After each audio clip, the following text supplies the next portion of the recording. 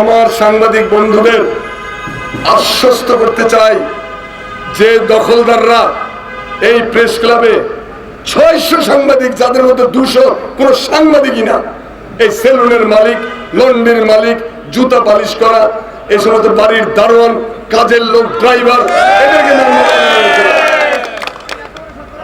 এত অন্যায় তারা করেছে। এই সমস্ত গুলোকে আমরা অবশ্যই, আমি আবারও বলি, আওয়ামী লীগ কেউ করতেই পারে, কেউ বিএনপি করতেই পারে, কেউ জামাত করতে পারে, জাতীয় পার্টি করতে পারে, ব্যক্তিগত বিশ্বাসের ব্যাপার, এইখানে আমাদের হাত নাই, আমরা কিছু বলতে চাই। কিন্তু কর্মজীবী সাংবাদিককে বাদ দিয়ে যারা অসাংবাদিকদেরকে প্রেস ক্লাবের মেম্বার বানিয়েছে তাদেরকে অবশ্যই জবাবদিহিতার আওতায় আনবো আমরা। এবং কর্মজীবী সাংবাদিক, তিনি প্রিন্ট মিডিয়ার হন এবং ইলেকট্রনিক মিডিয়ার হন, যেখানেই হন না কেন, তার অধিকার আছে প্রেস ক্লাবের সদস্য হওয়ার। আমরা গ্যারান্টি দিচ্ছি, যদি আমরা থাকি, ইনশাআল্লাহ প্রত্যেকটি সাংবাদিক, কর্মজীবী সাংবাদিক, যাদের মোটামুটি সংবাদপত্র জগতে অভিজ্ঞতা আছে, তাদেরকে এই ক্লাবের মেম্বার আমরা বানাবো। তবে মাথায় রাখতে হবে, একসঙ্গে হড়বড় করে খেলে খাওয়াটা গিলতে পারবেন না, খাওয়াও যাবে না, পেটে গিয়েও বদহজম হবে, গ্যাস তৈরি করবে। এটা প্রসেস মোতাবেক খেতে হয়। আমরা অবশ্যই প্রসেস মোতাবেক আমাদের সাংবাদিক বন্ধুদেরকে অবশ্যই জাতীয় প্রেস ক্লাবের সদস্যপদ দেব দেব দেব, কেউ যেন বঞ্চিত মনে না করেন। যাই হোক ভাই, অনেক কথা বললাম, ভালো থাকবেন। আরেকটা কথা বলি যে রবির আলো পৌঁছে গেছে দেশ হতে দেশ দেশান্তরে, আমাদের জাতীয় কবির কবিতা, যে রবির আলো পৌঁছে গেছে দেশ হতে দেশ দেশান্তরে, সে কর শুধু পৌঁছল না মা গরিব দুঃখীর ছোট্ট ঘরে। সব জায়গায় সংস্কারের হাত দিয়েছে গভর্নমেন্ট, কিন্তু সংবাদপত্র, গণমাধ্যমের জগৎ তাদের হাত পড়ে নেই।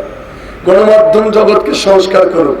বড় ক্রাইসিস যেটা, 53 বছর হয়ে গেছে বাংলাদেশ স্বাধীন হয়েছে, আজ পর্যন্ত কোন গণমাধ্যম নীতিমালা প্রণয়ন করা হয় নাই।